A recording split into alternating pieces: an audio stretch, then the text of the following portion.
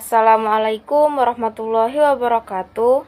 Hai teman-teman, perkenalkan nama saya Waude Siti Rahmawani dengan NIM A1Q1210053, jurusan Bimbingan dan Konseling tahun 2021.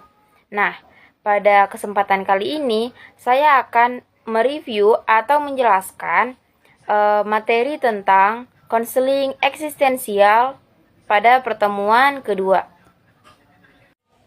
Pada materi yang pertama yaitu tahapan bimbingan dan konseling. Tahapan dan penyelenggaraan bimbingan dan konseling menurut Carey ada beberapa tahap, yaitu yang pertama tahapan pembentukan. Tahapan ini merupakan tahapan pengenalan, tahap perlibatan diri, atau tahap memasukkan diri ke dalam kehidupan suatu kelompok. Tujuannya yaitu untuk menumbuhkan suasana hangat dari dalam kelompok, menumbuhkan minat anggota berpartisipasi dalam kegiatan kelompok tersebut, dan juga adapun kegiatan yang terdapat di dalam tahapan pembentukan ini antara lain yang pertama yaitu mengucapkan salam, berdoa.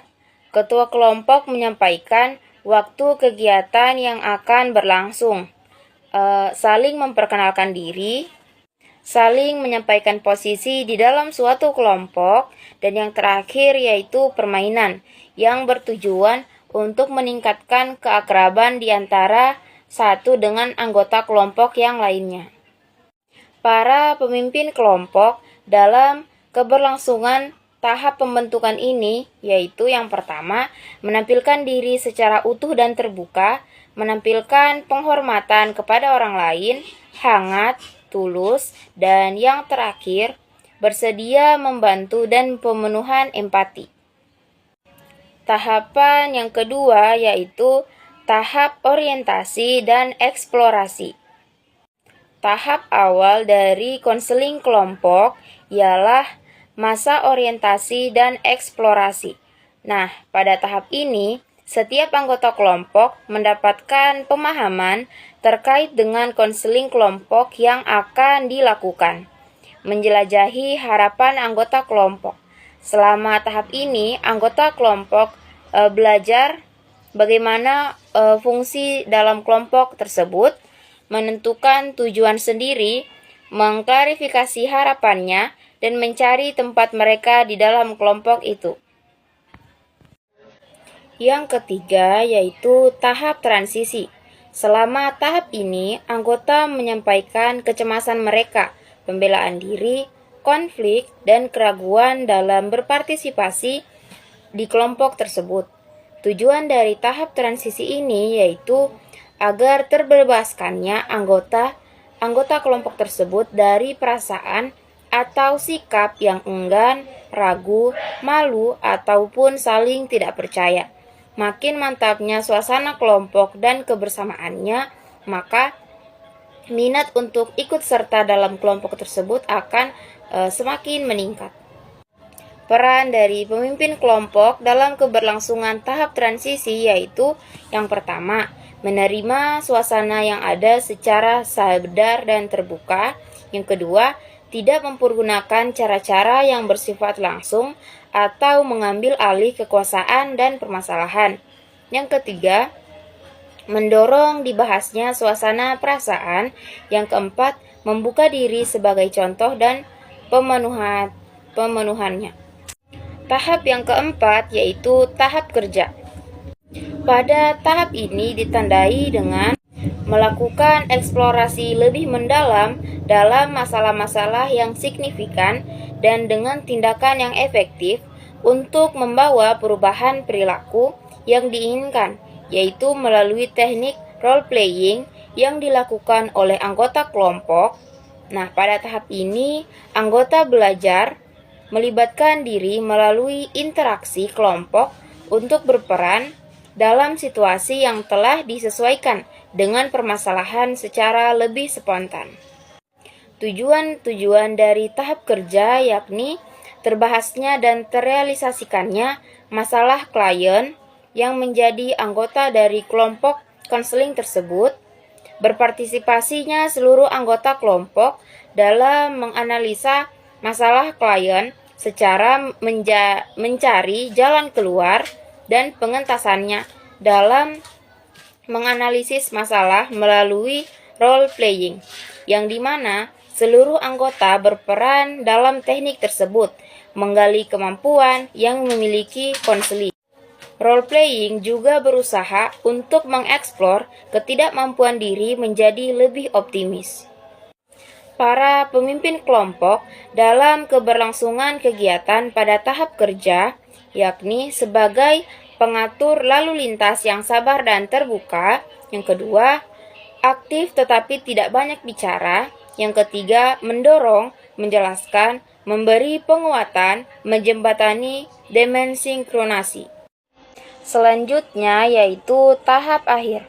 Pada tahap ini, kita akan memperoleh kesan-kesan anggota kelompok tentang pelaksanaan kegiatan yang dilakukan, hasil kegiatan konseling kelompok yang telah dicapai, rencana kegiatan lebih lanjut, tetap dirasakannya hubungan kelompok dan rasa kebersamaan meskipun kegiatan konseling kelompok tersebut telah diakhiri.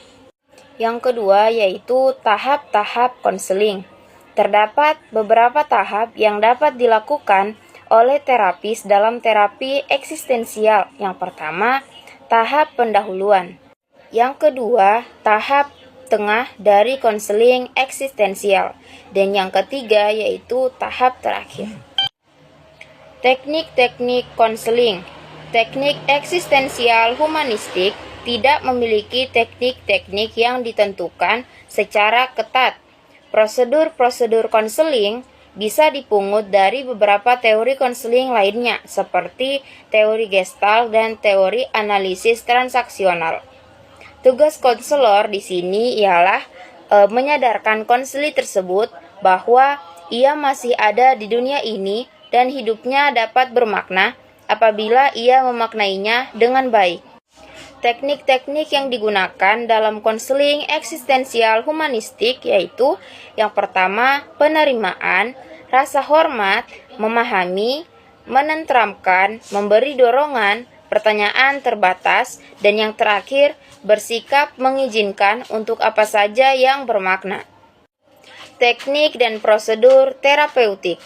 Dalam buku Gerald Corey, pendekatan eksistensial humanistik tidak memiliki teknik yang ditentukan secara ketat. Metode yang berasal dari terapi Gestalt dan analisis transaksional sering digunakan, dan sejumlah prinsip dan prosedur psikoanalisis bisa diintegrisasikan ke dalam pendekatan eksistensial humanistik.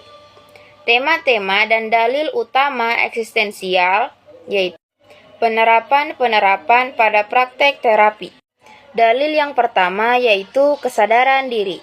Manusia memiliki kesanggupan untuk menyadari diri yang menjadikan dirinya sendiri mampu melampaui situasi sekarang dan membentuk basis bagi aktivitas-aktivitas berpikir dan memiliki ciri khas manusia.